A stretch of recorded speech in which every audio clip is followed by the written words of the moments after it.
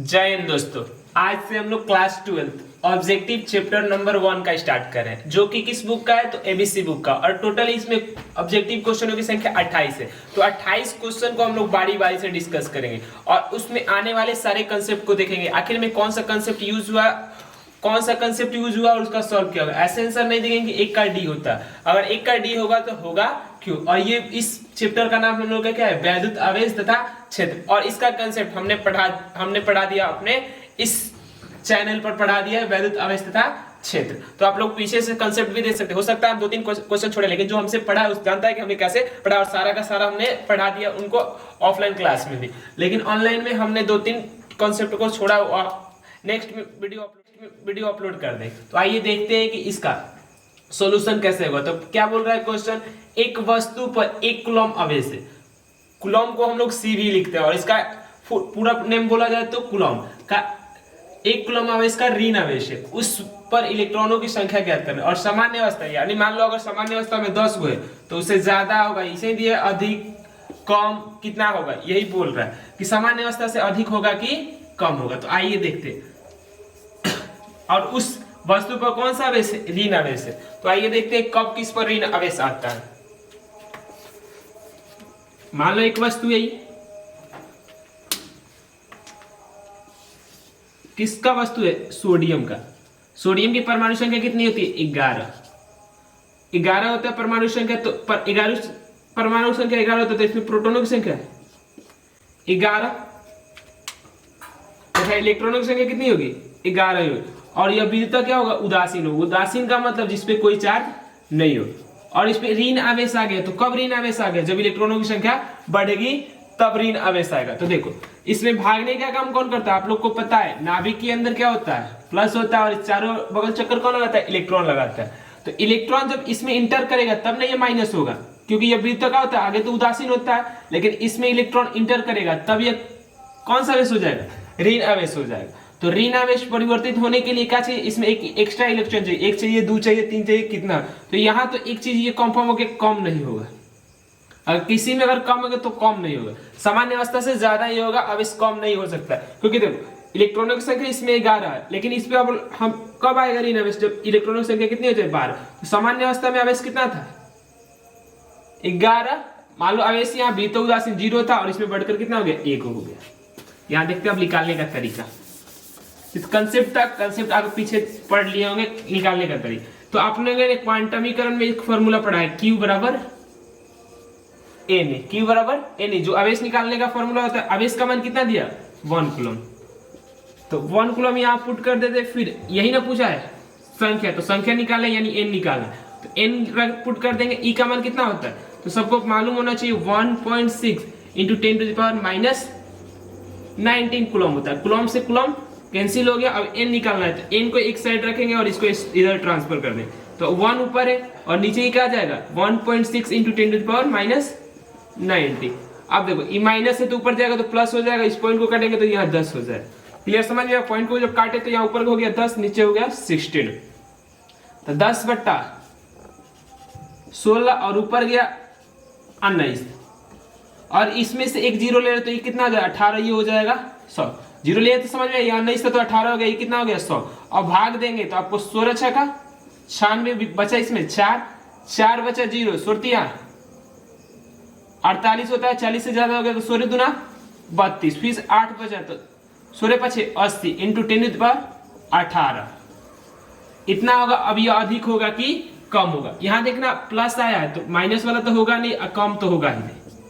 कम तो होगा ही नहीं, अधिक में होगा तो यहाँ माइनस दिया, यहाँ प्लस दिया। तो ये वाला हम लोग का ऑप्शन नंबर कौन सा हो जाएगा? डी हो जाएगा। तो इसका फर्स्ट नंबर का ऑप्शन नंबर कौन सा होगा? डी होगा। तो ऐसे ही क्वेश्चन अभी दूसरा देखते हैं। तो अपने क्वेश्चन नंबर 2 पढ़ाते हैं। क्वेश्चन नंबर 2 के बाद हम डायरेक्ट देखेंगे क्वेश्चन नंबर 4। तो आप पूछिएगा थर्ड क्वेश्चन क्यों नहीं बता रहे? तो थर्ड क्वेश्चन एक स्पेसिफिक लिखेंगे, उसको फिर बताएंगे, क्योंकि वो थोड़ा सा बड़ा वो लैंग्वेज में इसलिए बढ़ा जाएगा। और हम लोग थर्ड नंबर एक स्पेसिफिक देखेंगे इसके बाद। तो क्वेश्चन नंबर हम लोग का 2 क्या बोल रहा है? विद्युत आवेश के बीच लगने वाले बल दिया है, मतलब किस वैज्ञानिक ने दिया? फराडे ने या लाप्लास ने दिया या गॉस ने दिया या कूलॉम ने दिया? तो आप सभी को मालूम होना चाहिए विद्युत आवेश के बीच लगने वाला बल बल किस वैज्ञानिक ने दिया था? कूलॉम ने दिया है। तो इसका आंसर नंबर कौन सा हो जाएगा? बी। तो ऐसे ही क्वेश्चन है कि मान लो जो विद्युत बल लग रहा है उसको देने वाले कौन सा वैज्ञानिक है? तो कूलॉम।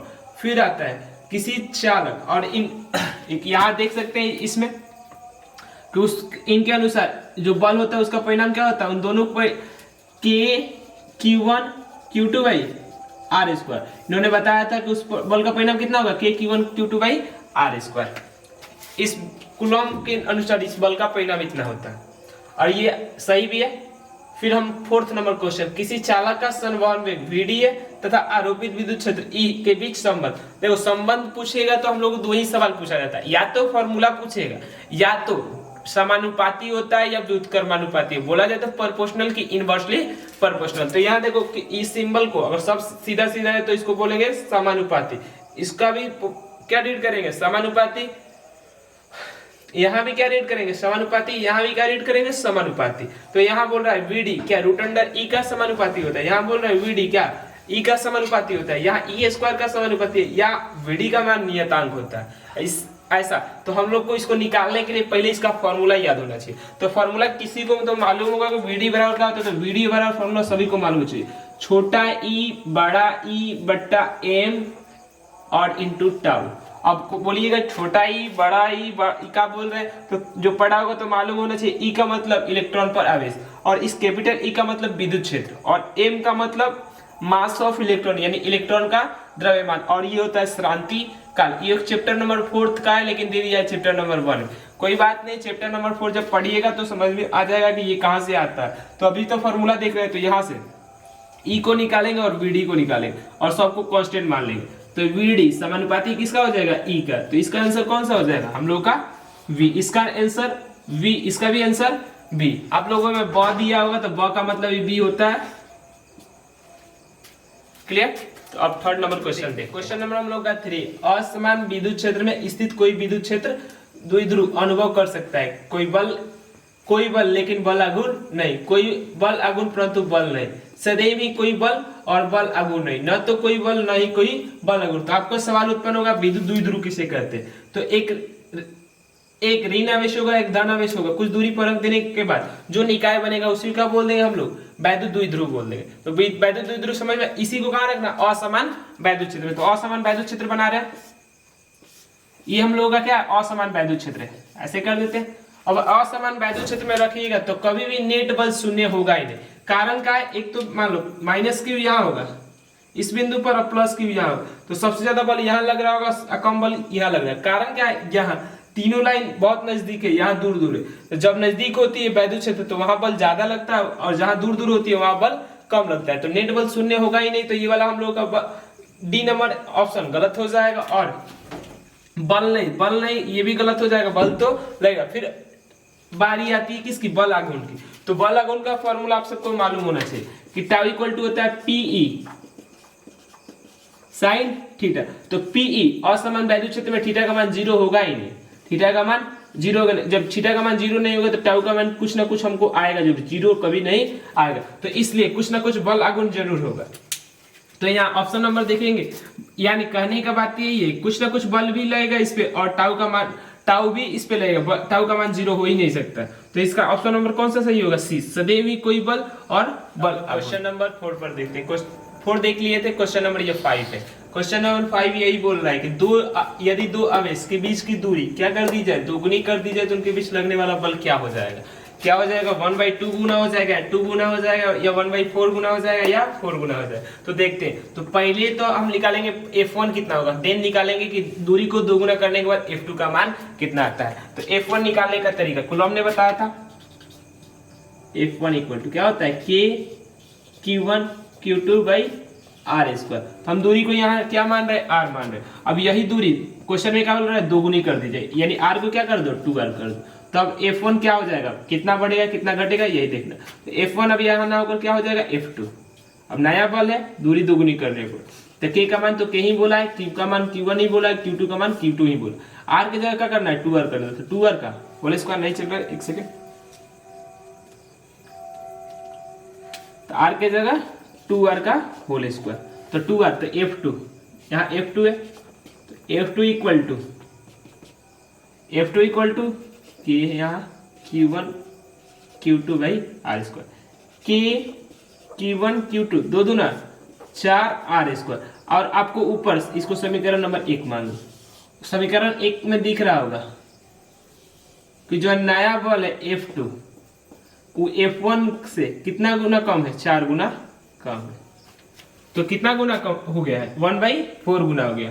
जो F2 है कितना गुना हो गया, 1/4 गुना। तो हम लोग ऑप्शन नंबर कौन सा सही है, ऑप्शन नंबर सी। तो इसको रेज करके हम लोग अब लिखते हैं 6 नंबर। तो 6 नंबर भी इजी क्वेश्चन है, आप लोग देख सकते हैं। 6 नंबर में आप लोग को हम लोग क्वेश्चन नंबर 6 देखते हैं। क्वेश्चन नंबर 6 दिया हम लोग को, दो बिंदु आवेश पहले किस में रखे हैं, तो वायु में, तथा फिर की पाराबैल्तांक वाले माध्यम में रख दिए जाते हैं।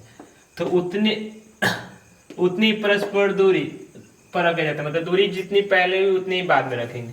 तो दोनों दशाओं में आवेशों के बीच लगने वाले बल का अनुपात कितना होगा। तो पहले दशा में देखेंगे कि हम लोग का बल का मान कितना होता है। तो पहले दशा में निकालने के लिए तो पहले का नाम दे देंगे F1, दूसरे दशा में दे देंगे F2, और इन दोनों का अनुपात का मतलब बट्टा।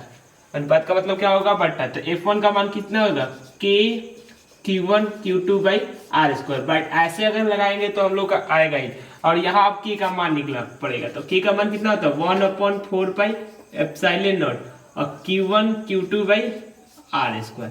अब इस दशा में जब यह वायु में होता तो एप्सिलॉन नॉट का वैल्यू कितना हो जाएगा, 1 हो जाएगा।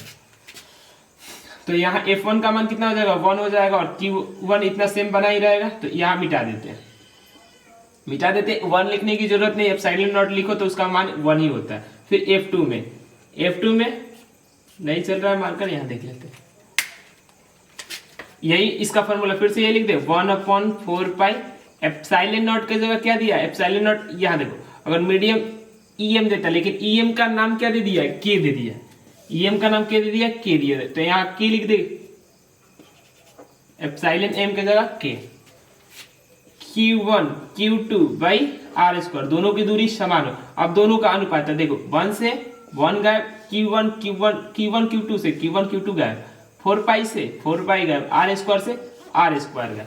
अब देखो F1 बट्टा F2, ऊपर क्या बचा है, 1/1, नीचे क्या बचा है, 1/K। ये कहाँ चला जाएगा, इसको बोलेंगे एक तला, दो तला, तीन तला एंड 4 तला। एक तला कहाँ जाएगा, 4 तला के पास, तो ऊपर जाएगा K, और 1 में 1 जाएगा तो 1 हो जाएगा। तो K अनुपात 1 इसका आंसर होगा। तो K अनुपात 1 कौन सा है, ऑप्शन नंबर बी। समझ में आया होगा कि कैसे इसको निकालेंगे।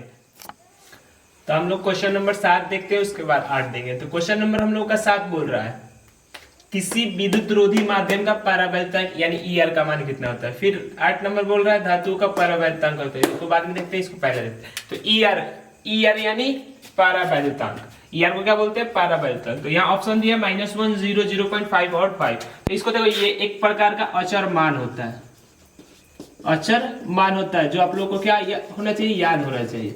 जैसे मान लो इसमें पूछा है किसका, विद्युत रोधी। विद्युत रोधी का एक और नाम से जाना जाता है जिसको अचालक बोलते हैं। तो अचालक माध्यम का पाराबैल्तांक, तो अचालक माध्यम का पाराबैल्तांक 3 से लेकर 7 के बीच होता है। 3 से लेकर 7 के बीच होता है। अगर इसमें कोई दिख रहा, देखो हो सकता है तो 3 रहता तब भी हो जाता, 4 रहता तब भी हो जाता, 5 रहता तब भी हो जाता, 6 रहता तब भी हो जाता, 7 रहता तब भी हो जाता। इनके बीच कौन सा है हम लोग का, 5 है। तो 5 क्या होगा, विद्युत रोधी माध्यम का पाराबैल्तांक मान। अगर यही 4 होता तो 4 भी सही होता, 6 होता तो 6 भी सही होता, लेकिन यहाँ 5 दिया है तो 5 को लेकर हम लोग क्या मानेंगे, सही। फिर आपको ये वाला क्वेश्चन आप घर से बनाइएगा या कमेंट में लिख दीजिएगा इसका आंसर क्या होगा। हम 3-4 माध्यम का पाराबैल्तांक बता देते हैं। जैसे विद्युत रोधी का मालूम चल गया, अब वायु का पारावैद्युतांक कितना होता है, तो 1 होता है। फिर यहां तो दिया है किसका, धातुओं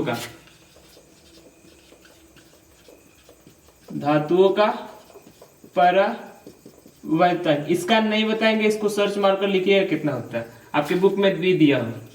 फिर एक पानी का पारावैद्युतांक, ये याद रखिएगा 80 होता है। देखो एक प्रकार का ये नंबर है जो आपको याद होना चाहिए। वायु का पारावैद्युतांक कोई पूछे तो कितना होता है, 1। पानी का पारावैद्युतांक पूछे तो कितना होता है, 80। इसको भी बता देते हैं कितना होगा, बोल नहीं दे आप, लेकिन आंसर बताइएगा। इसका आंसर कौन सा हो जाएगा, डी। इसका आंसर लाइट भगा दी।